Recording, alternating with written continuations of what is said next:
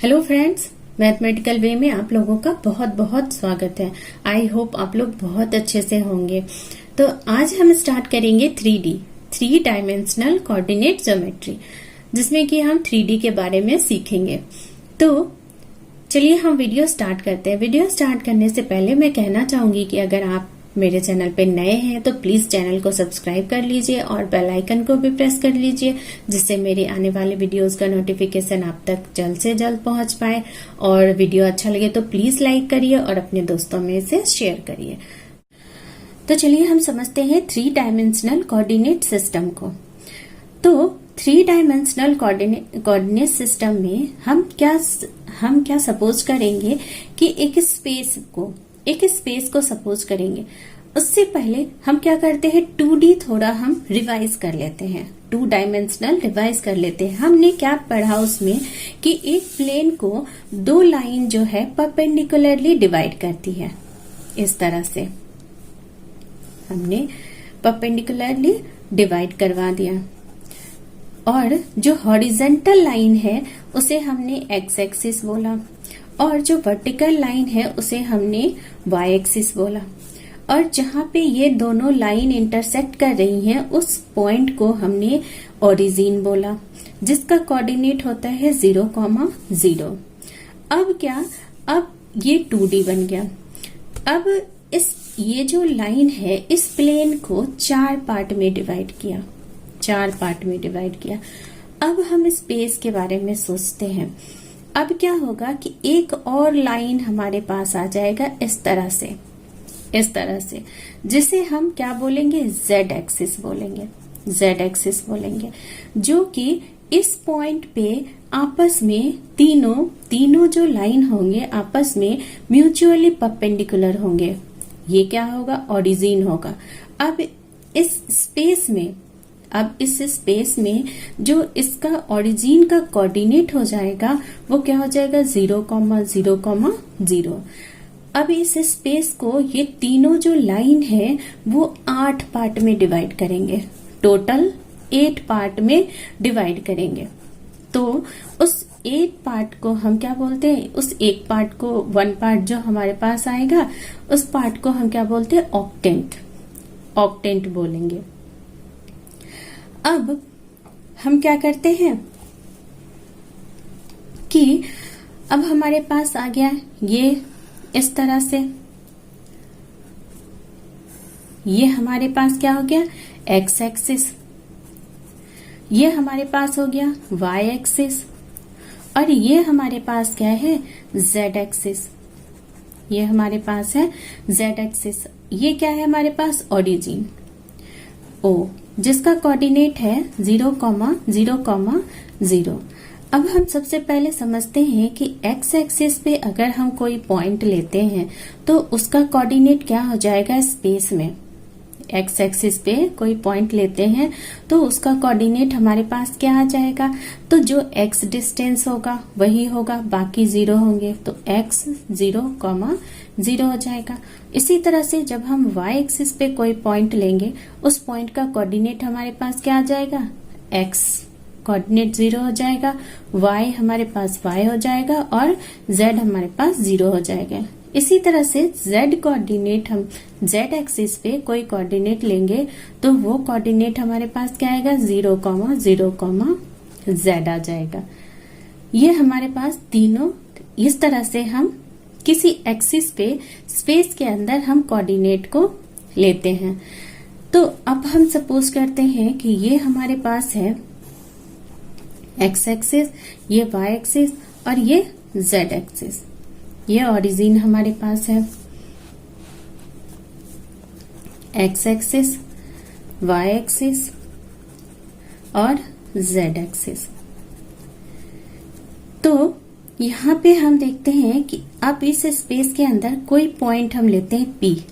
अब इसका कोऑर्डिनेट हम कैसे डालेंगे, इसका कोऑर्डिनेट हमारे पास किस तरह से होगा, तो ये पॉइंट एक्स एक्सिस से कितने डिस्टेंस पे है, वाई एक्सिस से कितने डिस्टेंस पे है और जेड एक्सिस से कितने डिस्टेंस पे है, ये इसका परपेंडिकुलर डिस्टेंस यहाँ पे इसका कोऑर्डिनेट आ जाएगा।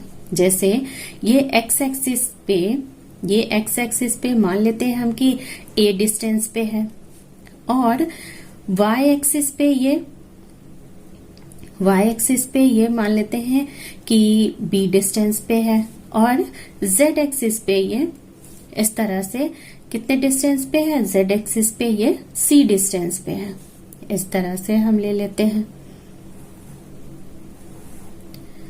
इस तरह से परपेंडिकुलर डिस्टेंस हम निकालेंगे। तो ये डिस्टेंस हमारा एक्स एक्सिस का ए हो गया, ये हमारा जेड एक्सिस का सी हो गया, और ये डिस्टेंस हमारा वाई एक्सिस का बी हो गया। तो हम क्या लिखेंगे यहाँ पे, ए बी और सी, ए बी और सी। अब हम यहाँ पे एक और पार्ट डिस्कस कर लेते हैं कि जब हमारे पास ये इस तरह से स्पेस में क्या है, एक्स एक्सिस और वाई एक्सिस, और ये है जेड एक्सिस। तो हमारे पास कितने प्लेन बन रहे हैं, एक हमारे पास ये प्लेन बन रहा है, दूसरा हमारे पास ये प्लेन बन रहा है, तीसरा हमारे पास ये प्लेन बन रहा है, और तीनों ही क्या है, आपस में परपेंडिकुलर है, एक दूसरे पे क्या है, परपेंडिकुलर है। तो हमें अगर पूछा जाए कि एक्स जेड प्लेन में कोई अगर पॉइंट होंगे, एक्स जेड प्लेन में कोई पॉइंट होगा, तो उस पॉइंट का कोऑर्डिनेट क्या होगा, अगर हम मान लेते हैं ये पी पॉइंट है, तो इस पॉइंट का कोऑर्डिनेट क्या होगा, तो एक्स वाई कोऑर्डिनेट होगा, वाई कोऑर्डिनेट क्या होगा, 0 होगा। तो हम क्या लिख सकते हैं, एक्स वाई और 0।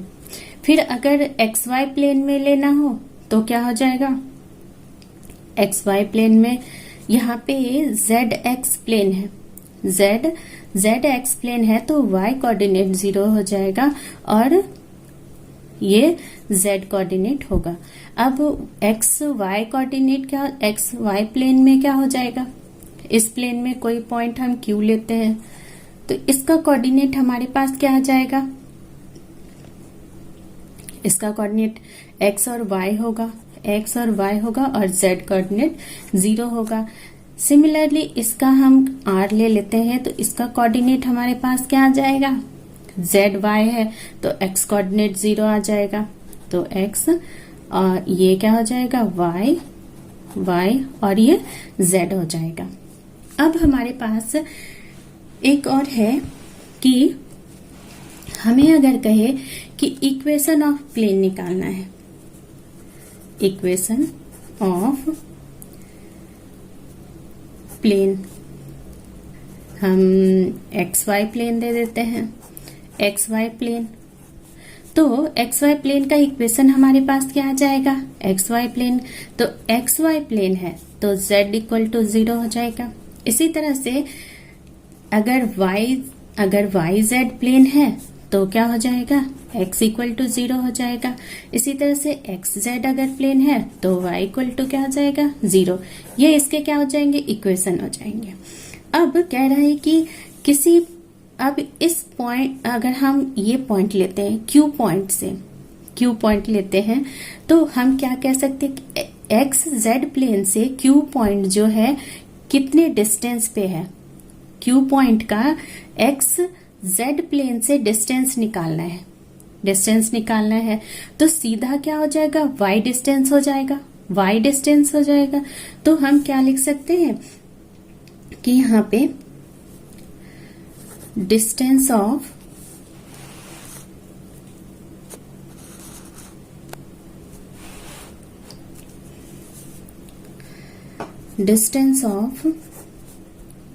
क्यू पॉइंट फ्रॉम प्लेन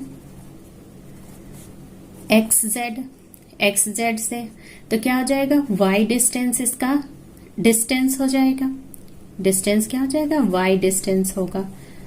अगर हम q जो पॉइंट है, q का हम अगर कोऑर्डिनेट ले लेते हैं a b c, तो इसका डिस्टेंस हम क्या कह सकते हैं, इसका डिस्टेंस कह सकते हैं कि b डिस्टेंस पे है, x z प्लेन से b डिस्टेंस पे है।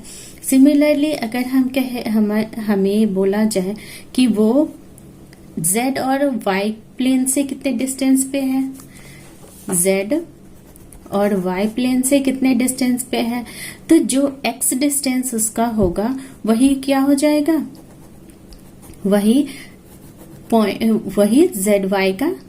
zy से डिस्टेंस हो जाएगा। तो क्या हो जाएगा, अगर हमने a लिया है इसको तो a हो जाएगा। नेक्स्ट हम डिस्कस करते हैं डिस्टेंस फॉर्मूला। डिस्टेंस फॉर्मूला, तो हमारे पास अगर कोई पॉइंट P और Q है, जिनका कोऑर्डिनेट हमें गिवन है x1, y1, z1 और x2, y2 और z2, तो इनके बीच का डिस्टेंस क्या हो जाएगा, इनके बीच का डिस्टेंस हो जाएगा क्या, तो जैसे हम 2D में निकालते थे सिमिलरली इसमें भी वैसे ही होगा, बस एक z कोऑर्डिनेट एक्स्ट्रा जुड़ जाएगा। तो क्या होगा, x2 माइनस x1 का whole square plus y2 minus y1 का whole square plus z2 minus z1 का होल स्क्वायर। ये हमारे पास क्या आ जाएगा, डिस्टेंस फॉर्मूला आ जाएगा। तो अब हम सपोज करते हैं कि ये हमारे पास 3D सिस्टम है। अब इसमें हम कोई पॉइंट सपोज करते हैं P, कोई पॉइंट सपोज करते हैं P, जिसका कोऑर्डिनेट क्या है, A, B और C है, A, B और C है। ये है हमारे पास O पॉइंट। तो ओरिजिन से इसका कोऑर्डिनेट क्या है, 0,0,0। यहां से OP का डिस्टेंस क्या हो जाएगा, ओरिजिन से OP का डिस्टेंस क्या हो जाएगा, जब P कहाँ है, स्पेस में है, तो OP का डिस्टेंस क्या हो जाएगा, तो हम क्या लिखेंगे, OP इक्वल टू क्या हो जाएगा, square root of 0 minus a whole square, तो a square plus 0 minus b का whole square, b square plus c square. अब हमें बोले कि ये P का डिस्टेंस जो है x एक्सिस से कितना है, ये x एक्सिस है और ये y एक्सिस है और ये क्या है, z एक्सिस है। तो x एक्सिस से इसका डिस्टेंस क्या है, x एक्सिस से इसका डिस्टेंस क्या है, तो सबसे पहले हम x एक्सिस पे कोऑर्डिनेट लिखते हैं। तो x 0 0 मतलब y भी 0 हो जाएगा और z भी 0 हो जाएगा। तो ये हम अगर L सपोज करते हैं तो PL कितना हो जाएगा, PL हमारे पास कितना आ जाएगा, तो x अगर हमारे पास ये जो पॉइंट है A है, x के जगह पे हम A लिखते हैं क्योंकि हमें P का कोऑर्डिनेट चाहिए। तो P का परपेंडिकुलर डिस्टेंस x एक्सिस से, तो ये क्या हो जाएगा, A हो जाएगा। तो यहाँ पर a माइनस a 0 हो जाएगा। P से x एक्सिस पे परपेंडिकुलर लाइन डालेंगे तो वहां से उसका डिस्टेंस तो क्या हो जाएगा, 0। तो क्या हम लिख सकते हैं, b square plus c square. इसी तरह से y एक्सिस से क्या डिस्टेंस हो जाएगा, y एक्सिस से अगर हम y एक्सिस पे परपेंडिकुलर डिस्टेंस लेते हैं पी वाई अगर हम लेते हैं तो क्या हो जाएगा, स्क्वायर रूट ऑफ, तो बी डिस्टेंस क्या हो जाएगा, 0 हो जाएगा और a और c बचेगा a square plus c square. इसी तरह से पी जेड हमारे पास क्या हो जाएगा, तो स्क्वायर रूट ऑफ जेड वाला नहीं होगा, तो a square plus b square. तो ये पार्ट हम ध्यान रखेंगे, ये चीज हम ध्यान रखेंगे। अब हमारे पास नेक्स्ट है सेक्शन फॉर्मूला। सेक्शन फॉर्मूला को डिस्कस कर लेते हैं। सेक्शन फॉर्मूला जिस तरह से हम 2D में पढ़ते थे सिमिलर यहाँ भी वैसा ही होगा, सिर्फ क्या होगा, z कोऑर्डिनेट ऐड होगा। तो हम देख लेते हैं सेक्शन फॉर्मूला के अंदर हमें किसी पॉइंट का क्या निकाला है, कोऑर्डिनेट निकाला है, तो किस तरह से निकालेंगे। तो सबसे पहले हम यहाँ देख लेते हैं कि हमारे पास P और Q कोई पॉइंट है जिसको हम मिला देते हैं तो एक लाइन फॉर्म हो जाता है। अब उस लाइन को R पॉइंट जो है किसी रेशियो में कट कर रहा है, वो रेशियो हम मान लेते हैं कि M1 है M2 है। तो X इस R पॉइंट का कोऑर्डिनेट हमें फाइंड करना है। तो कोऑर्डिनेट हम कैसे लिख सकते हैं आर पॉइंट का? तो x कोऑर्डिनेट जो हो जाएगा m1 x2 plus m2 x1, ये x कोऑर्डिनेट हो जाएगा upon by m1 plus m2। इसी तरह से y कोऑर्डिनेट हमारे पास क्या हो जाएगा m1 y2 plus m2 y1 upon by m1 plus m2। इसी तरह से z कोऑर्डिनेट हो जाएगा m1 into z2 plus m2 into z1 upon by m1 plus m2। ये हम ध्यान रखेंगे। फिर कह रहा है कि r अगर मिड पॉइंट हो जाए, r अगर मिड पॉइंट हमारे पास आ जाए तो उसका फॉर्मूला हमारे पास क्या आएगा? तो उसका फॉर्मूला होता है x1 plus x2 upon bye 2 comma y1 plus y2 upon bye 2 plus z1 plus z2 upon bye 2।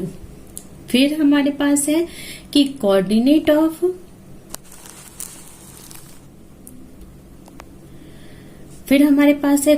Of centroid. Coordinate of centroid क्या है कि coordinate of the centroid of the triangle क्या है x1 plus x2 plus x3 upon bye 3 और y1 plus y2 plus y3 upon bye 3 z1 plus z2 plus z3 upon bye 3। ये हमारे पास क्या आ जाता है? सेंट्रॉइड का कोऑर्डिनेट आ जाता है। नेक्स्ट हमारे पास है एक क्वेश्चन लेते हैं। क्वेश्चन कह रहा है कि the ratio in which the line joining the points 1, 2, 3 and -3, 4, -5 is divided by the XY plane. क्या है? XY प्लेन हमारे पास है। XY प्लेन इज क्या हो जाएगा? हमें वो कोऑर्डिनेट निकालना है, हमें वो रेशियो निकालना है कि किस रेशियो में XY प्लेन जो है इसे डिवाइड करेगा। तो हम मान लेते हैं कि हमारे पास P, ये पॉइंट जो है वो P है और ये पॉइंट जो है वो Q है। अब इसे हमने मिला दिया, एक लाइन मिल गया। अब यहाँ से जो ये R पॉइंट है उसे कोई प्लेन इस तरह से कट कर रही है, तो कह रहा है कि कोऑर्डिनेट ऑफ R, इस R का कोऑर्डिनेट क्या हो जाएगा? तो सबसे पहले हम सेक्शन फॉर्मूला लिखते हैं। तो सेक्शन फॉर्मूला क्या हो जाएगा? m1 इंटू x2, तो m1 इंटू x2 तो क्या हो जाएगा? -3m1 plus m2 into y1 तो क्या हो जाएगा? यहाँ m2 upon by m1 plus m2। फिर कॉमा y कोऑर्डिनेट क्या हो जाएगा? m1 इंटू 4 तो 4m1 plus m2 into 2m2 upon by m1 plus m2। फिर z कोऑर्डिनेट हमारे पास क्या आ जाएगा? m1 इंटू -5 तो -5 m1 plus m2 into 3m2 upon by m1 plus m2। अब हम यहाँ से क्या देखेंगे? हम एक चीज यहाँ से देखते हैं कि ये जो XY प्लेन है, XY प्लेन इसको कट करता है। तो XY प्लेन में किसी भी पॉइंट का कोऑर्डिनेट हमने अभी क्या देखा कि XY प्लेन में Z कोऑर्डिनेट क्या होगा? 0 होगा। XY प्लेन में किसी भी पॉइंट का Z कोऑर्डिनेट क्या होगा? 0 होगा। तो हम क्या करते हैं? Z कोऑर्डिनेट को 0 कर देते हैं। तो हम यहाँ पे क्या लिखेंगे कि -5m1 plus 3m2 upon by m1 plus m2 equal to 0। ये क्या आ जाएगा? 0 के बराबर आ जाएगा। तो ये पार्ट पूरा चला जाएगा, 0 से मल्टीप्लाई हो जाएगा। हमें क्या मिलेगा यहाँ पे? -5m1 plus 3m2 equal to 0। अब यहाँ से हम इसको उधर कर देते हैं तो 3m2 इक्वल टू क्या आ जाएगा? 5m1। तो यहाँ पे रेशियो हमारे पास क्या आ गया? m1 m2 का। तो हम यहाँ पे क्या लिख सकते हैं? हम यहाँ पे लिख सकते हैं कि m1 अपॉन बाय m2, ये m1 इधर है तो m2 इधर गया, 5 इधर आ जाएगा, इक्वल टू क्या हो जाएगा? 3 अपॉन बाय 5। तो रेशियो हमारे पास क्या आ जाएगा? 3 अपॉन बाय 5 है। तो जो रेशियो हमारे पास आ जाएगा वो क्या आ जाएगा? 3 रेशियो क्या आ जाएगा? 5। 3 रेशियो 5। तो 3 रेशियो 5 में ये इस लाइन को ये प्लेन कट करती है। आई होप समझ में आया होगा। नेक्स्ट पॉइंट अब हम डिस्कस कर लेते हैं direction cosines and direction ratios. Direction cosine and direction ratio. Direction cosine क्या होता है कि अगर if alpha beta gamma are the angles which are vector OP, जो कि वेक्टर ओपी हमारे पास है, OP makes with the positive direction of the coordinate axis OX, OY, OZ respectively, then the cos alpha, cos beta and cos gamma are known as the direction cosines of OP and are generally denoted by letters L, M, N respectively. Then हम क्या कहेंगे कि alpha beta gamma को हम direction angles बोलेंगे। तो हमारे पास क्या है, ये हमारे पास स्पेस है जिसमें कि ये एक्स है, ये एक्स एक्सिस है, ये वाई एक्सिस और ये जेड एक्सिस, जिसमें कि ओपी कोई लाइन है, ओपी वेक्टर है जो कि एक्स एक्सिस के साथ अल्फा एंगल बना रहा है, वाई एक्सिस के साथ बीटा एंगल बना रहा है और जेड एक्सिस के साथ गामा एंगल बना रहा है। तो अल्फा बीटा और गामा जो कहलाएंगे वो डायरेक्शन एंगल्स कहलाएंगे, जो कि सेटिस्फाई करेंगे ये कंडीशन कि अल्फा बीटा गामा जो होगा ग्रेटर देन इक्वल टू 0 से लेकर के पाई तक होगा, लेस देन इक्वल टू पाई तक होगा, ये कंडीशन सेटिस्फाई करेगा। अब एक पॉइंट यहाँ पर हम देखते हैं, कि as the x axis makes an angle 0 degree π/2 मतलब ये एक्स एक्सिस, हम ओपी वेक्टर जो है वो हम ले लेते हैं कि वो एक्स एक्सिस है। तो एक्स एक्सिस पे एक्स एक्सिस के साथ ये एक्स एक्सिस अगर ओपी वेक्टर हो जाए तो ये एक्स एक्सिस के साथ 0 एंगल बनाएगा, वाई एक्सिस के साथ π/2 बनाएगा और जेड एक्सिस के साथ π/2 बनाएगा। तो कह रहा है कि इनके डायरेक्शन कोसाइंस क्या हो जाएंगे, एक्स एक्सिस के डायरेक्शन कोसाइंस क्या हो जाएंगे। तो क्या हो जाएगा, अल्फा 0 तो कॉस 0 डिग्री हो जाएगा, कॉस π/2 कॉस π/2। तो हमारे पास क्या आ जाएगा डायरेक्शन कोसाइंस 1, 0, 0। सिमिलरली ये वाई एक्सिस के साथ क्या हो जाएगा, वाई एक्सिस के साथ क्या हो जाएगा, तो वाई एक्सिस के साथ डायरेक्शन कोसाइन क्या हो जाएगा, वाई एक्सिस का हम कह सकते हैं कि वाई एक्सिस का डायरेक्शन कोसाइन क्या होगा, तो 0, 1, 0 एंड जेड एक्सिस का डायरेक्शन कोसाइन क्या हो जाएगा, 0, 0, 1 रेस्पेक्टिवली हो जाएगा। ये पॉइंट थोड़ा हम ध्यान रखेंगे, इम्पोर्टेंट पॉइंट है, कभी कभी क्वेश्चन डायरेक्ट इस पॉइंट से बन जाते हैं, फिर हम कंफ्यूज होते हैं, तो इसलिए हम ये पॉइंट ध्यान रखेंगे। नेक्स्ट पॉइंट हम डिस्कस करते हैं कि let P(x,y,z) be a point in a space. P कोई पॉइंट है जिसका कोऑर्डिनेट x,y,z है, वो स्पेस में है, in such that R vector OP, R vector हमने लिया OP vector has direction cosines, जिनके direction cosines L, M, N है, जो कि कॉस अल्फा है, कॉस बीटा है, कॉस गामा है। कॉस अल्फा को L से इंडिकेट करते हैं, कॉस गामा को M से इंडिकेट करते हैं, और कॉस अल्फा को L से इंडिकेट करते हैं, कॉस बीटा को M से इंडिकेट करते हैं और कॉस गामा को N से इंडिकेट करते हैं। देन हमें कह रहा है कि फर्स्ट जो हमारे पास पॉइंट है वो कह रहा है कि L into r vector, L into magnitude of r vector, M into magnitude of r vector, N into magnitude of r vector are projections of R on OX, OY and OZ respectively. क्या है, ये projection है। हम देखते हैं कि ये हमारे पास क्या है, ये एक्स एक्सिस, वाई एक्सिस और जेड एक्सिस हमारे पास है इस तरह से, और ये क्या है, ओपी वेक्टर है, ओपी वेक्टर है। और ये मान लेते हैं हम कि ये हमारे पास एक्स एक्सिस है, तो ये अल्फा एंगल बना रहा है, इसके साथ अल्फा एंगल बना रहा है।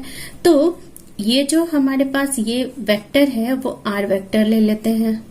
तो यहां से अगर हम परपेंडिकुलर लाइन एक्स एक्सिस पे खींचते हैं तो ये ये PL हम मानते हैं कि ये PL है, तो OL क्या हो जाएगा, OL क्या हो जाएगा, प्रोजेक्शन हो जाएगा। तो OL इक्वल टू हम क्या लिख सकते हैं कि magnitude of R cos alpha, या फिर हम cos अल्फा इक्वल टू क्या लिखेंगे कि OL अपॉन बाय OP, क्योंकि OP जो हो जाएगा हाइपोटेन्यूस हो जाएगा। तो OL अपॉन बाय OP, तो OL इक्वल टू हम क्या लिख सकते हैं, cos magnitude of R vector into cos alpha. वही यहाँ पे लिखा हुआ है कि cos alpha into magnitude of R vector. इसी तरह से सिमिलर क्या हो जाएगा, cos beta into magnitude of R vector और cos gamma into magnitude of R vector क्या हो जाएगा, प्रोजेक्शंस हो जाएंगे किस पे, OX पे, OY पे, OZ पे। नेक्स्ट मोस्ट इंपॉर्टेंट पॉइंट्स हैं ये, इसी को लेकर के हमने ये पॉइंट निकाला है। तो ये पॉइंट मोस्ट इम्पॉर्टेंट है, बहुत बार एग्जाम में इस पॉइंट से क्वेश्चन आ जाते हैं। क्या है, L square plus M square plus N square equal to 1, या फिर हम कह सकते हैं cos square alpha plus cos square beta plus cos square gamma equal to 1। ये पॉइंट हम ध्यान रखेंगे। नेक्स्ट पॉइंट हम डिस्कस करते हैं डायरेक्शन रेशियोज।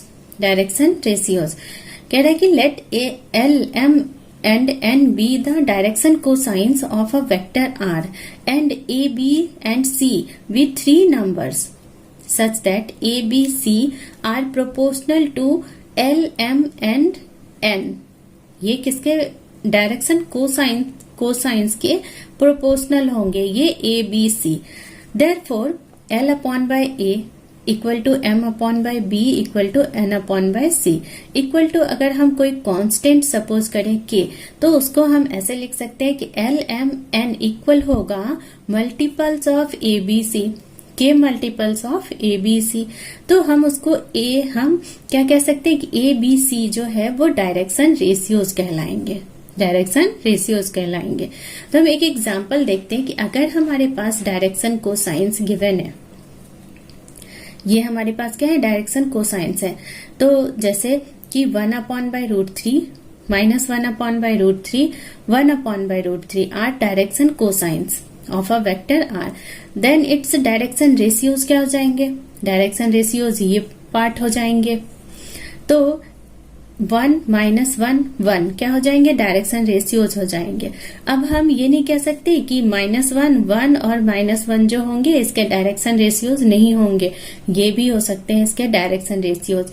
या फिर ये भी हो सकते हैं कि 2, -2, 2 ये भी जो हो सकते हैं इसके डायरेक्शन रेशियोज हो सकते हैं। तो डायरेक्शन रेशियोज क्या होते हैं, मल्टीपल्स होते हैं, मल्टीपल्स होते हैं। तो हम यहाँ पे एक पॉइंट देखते हैं कि दैट सोज, जो हमने डायरेक्शन रेशियोज देखा कि किस तरह से मल्टीपल होते हैं, तो हम यहाँ पे एक नोट देखते हैं कि दैट सोज, ये सोज करता है there can be an infinite number of direction ratios. Direction ratios जो हो सकते हैं वो इनफाइनाइट नंबर्स हो सकते हैं फॉर अ गिवन वेक्टर, उस गिवन वेक्टर के, but the direction cosines are unique. Direction ratios जो हो सकते हैं इनफाइनाइट नंबर हो सकते हैं, बट डायरेक्शन कोसाइंस जो होते हैं वो यूनिक होते हैं। वो क्या होते हैं, यूनिक होते हैं, वो चेंज नहीं होते। तो अब हम देखते हैं नेक्स्ट पॉइंट कि direction ratios of a line joining 2 points. Direction ratios क्या होंगे जब लाइन ज्वाइन कर रहे हो 2 पॉइंट को। जैसे पॉइंट हमारे पास है P, x1 y1 z1 और q है x2 y2 z2।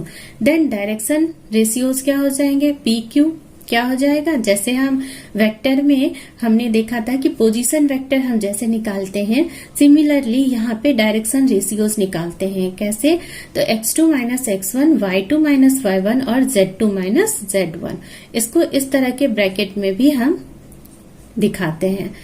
Next point हम डिस्कस करते हैं कि to obtain direction cosines from direction ratios. Direction ratios अगर हमें गिवन हो तो उससे हम डायरेक्शन कोसाइंस कैसे निकाल सकते हैं, डीसीज हम कैसे निकाल सकते हैं जब हमें डीआरस गिवन हो। डीसीज बोलते हैं डायरेक्शन कोसाइन को, डीसीज बोलते हैं, डीसीज बोलते हैं और डायरेक्शन रेशियोज को डीआरस बोलते हैं। तो हम यहाँ पे कैसे निकाल सकते हैं? तो L अगर हमारा डायरेक्शन कोसाइन है, L कॉस अल्फा है तो कॉस अल्फा, या फिर L इक्वल टू लिख सकते हैं plus minus A upon by square root of A square plus B square plus C square, जहां पर कि डायरेक्शन रेशियोज हमारा क्या है, A B C है। तो M इक्वल टू क्या हो जाएगा, plus minus B upon by A square root of A square plus B square plus C square, N equal to हो जाएगा plus minus C upon by square root of A square plus B square plus C square. ये क्या हो जाएंगे, direction cosines हो जाएंगे, DCs हमारे पास आ जाएंगे। जैसे हम एक एग्जांपल लेते हैं, let the direction ratios of a line be 3, 1 and -2। हमें क्या दिया हुआ है, ये A है, ये B है और ये C है। तो डायरेक्शन कोसाइंस क्या हो जाएंगे, डायरेक्शन कोसाइंस हम उसको लिख सकते हैं 3 upon by square root of 3 square plus 1 square plus -2 का whole square, comma 1 upon by square root of 3 का स्क्वायर प्लस 1 का स्क्वायर प्लस -2 का whole square. Similarly comma -2 upon by square root of 3 का स्क्वायर प्लस 1 का square plus -2 का whole square हो जाएगा। तो उसको जब हम सॉल्व करेंगे तो हमारे पास आएगा 3 upon by square root of 14, comma 1 upon by square root of 14, comma -2 upon by square root of 14। ये आ जाएगा हमारे पास। नेक्स्ट हम एक क्वेश्चन देखते हैं, कह रहा है a line passes through the point 6, -7, -1 and 2, -3, 1। Find the direction cosines of the line of line makes an acute angle with the positive direction of x axis. Positive direction of x axis के साथ बना रहा है वो line, और वो line जो है 2 पॉइंट से पास हो रहा है। तो उसके डी आर्स हम कैसे निकाल सकते हैं, डी आर्स हमने देखा था 2 पॉइंट से, अभी कैसे निकालते हैं डी आर्स। तो क्या हो जाएगा, x2 माइनस x1, तो क्या हो जाएगा हमारे पास 6 - 2 क्या हो जाएगा 4, 7 - 7 -3 तो +3 हो जाएगा। तो हमारे पास क्या आ जाएगा -4, और फिर -1 क्या हो जाएगा -2। तो ये हमारे पास क्या आ गए, डी आर्स आ गए। अब डीसीज हमारे पास कैसे आएंगे, डीसीज हमारे पास कैसे आएंगे, तो 4 अपॉन बाय क्या हो जाएगा, स्क्वायर रूट ऑफ 4 का स्क्वायर प्लस -4 का स्क्वायर, 4 का स्क्वायर ही आ जाएगा, प्लस 2 का स्क्वायर हो जाएगा, comma -4 upon by square root of 4 का स्क्वायर प्लस 4 का स्क्वायर प्लस 2 का स्क्वायर, फिर comma -2 upon by square root of 4 का स्क्वायर प्लस 4 का स्क्वायर प्लस 2 का स्क्वायर हो जाएगा। तो यहाँ पे क्या आ जाएगा, 4 upon by 16, 32, 4, 36 square root of 36, comma -4 upon by square root of 36, comma -2 upon by square root of 36। तो यहाँ से कट होगा तो 6 6 36, 4 अपॉन बाय 6 तो क्या हो जाएगा 2 अपॉन बाय 3, यहाँ क्या हो जाएगा -2 अपॉन बाय 3, यहाँ क्या हो जाएगा, यहाँ हमारे पास 1 अपॉन बाय 3 हो जाएगा, -1 अपॉन बाय 3। तो ये हमारे पास क्या आ गए, डीसीज आ गए, ये हमारे पास डीसीज आ गए।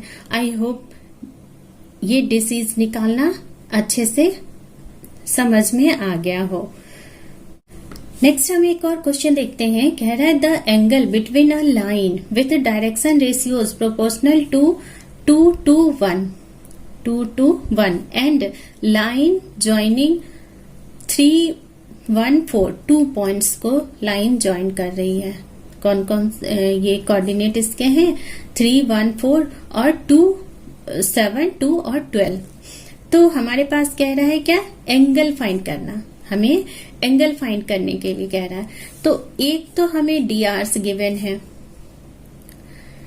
2 लाइन हमारे पास है, एक लाइन का डी आर्स हमें गिवन है। तो डी आर्स क्या हो जाएंगे 2, 2, 1, और इस लाइन का डी आर्स हमें निकालना है। तो इस लाइन का dr ये फर्स्ट लाइन हो गया और ये सेकेंड लाइन हो गया। तो इसका dr हमारे पास क्या आ जाएगा, 7 माइनस 3 4, 2 माइनस 1 क्या हो जाएगा 1, 12 माइनस 4 8 हो जाएगा। अब हम एक फॉर्मूला देखते हैं कि थीटा हम कैसे निकालते हैं। तो cos थीटा इक्वल टू होता है, अगर हमारे पास क्या हो a1 b1 और c1 drs गिवन हो, a2 b2 और c2 ये क्या है drs हैं। तो क्या हो सकता है कि a1 into a2 plus b1 into b2 plus c1 into c2 upon bye क्या हो जाएगा स्क्वायर रूट ऑफ a1 का स्क्वायर प्लस b1 का स्क्वायर प्लस c1 का स्क्वायर और स्क्वायर रूट ऑफ a2 का स्क्वायर प्लस b2 का square plus c2 का होल स्क्वायर। ये हमारे पास क्या आ गया, एंगल निकालने का फॉर्मूला आ गया। तो यहाँ पे हम cos थीटा इक्वल टू क्या लिखेंगे, तो 8 4 2 जा 8 हमारे पास हो गया, प्लस 2 1 जा 2 हो गया हमारे पास, 8 1 जा 8 हो गया हमारे पास। फिर a1 का स्क्वायर 4 प्लस 1 तो 4 4 1 9 स्क्वायर रूट ऑफ 9 हो जाएगा। फिर 4 4 जा 16 8 8 जा 64 तो 80 हो गया और ये 81 हो गया। तो यहाँ से क्या आ जाएगा 10 18 अपॉन बाय 3 इंटू 9 तो 9 2 जा 18 हो गया। यहाँ से क्या आ गया 2 अपॉन बाय 3। अब हमें क्या निकालना है थीटा, तो थीटा इक्वल टू क्या हो जाएगा cos इनवर्स 2/3 ये हमारे पास एंगल आ गया। हम यहाँ तक ला करके नहीं छोड़ेंगे, हम थीटा निकालेंगे। थीटा इक्वल टू होगा cos इनवर्स 2/3। ये आंसर आएगा। आई होप समझ में आया होगा। तो आज का वीडियो हमारा यहीं तक का था। आई होप अच्छा लगा होगा। अगर अच्छा लगा है तो प्लीज लाइक करिए और अपने दोस्तों में से शेयर करिए। Thanks for watching.